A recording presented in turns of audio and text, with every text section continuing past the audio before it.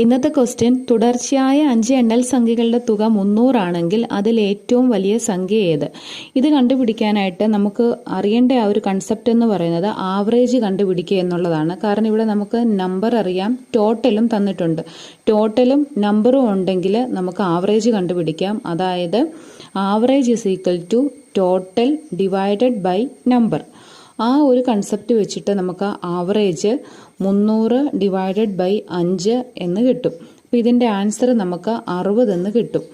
60 എന്നുള്ളത് ശരാശരി അല്ലെങ്കിൽ ആവറേജ് ആണ്. ഈ ആവറേജ് എന്ന് പറയുന്നത് എപ്പോഴും നടുക്കുള്ള ആ ഒരു നമ്പർ ആയിരിക്കും കിട്ടുന്നത്. 5 നമ്പർ എന്ന് ക്വസ്റ്റ്യനിൽ പറഞ്ഞിട്ടുണ്ട്. അത് വെച്ചിട്ട് തന്നെ നമുക്ക് ആവറേജ് എന്ന് പറയുന്നത് നടുക്കുള്ള ഒരു നമ്പറായിട്ട് കിട്ടും.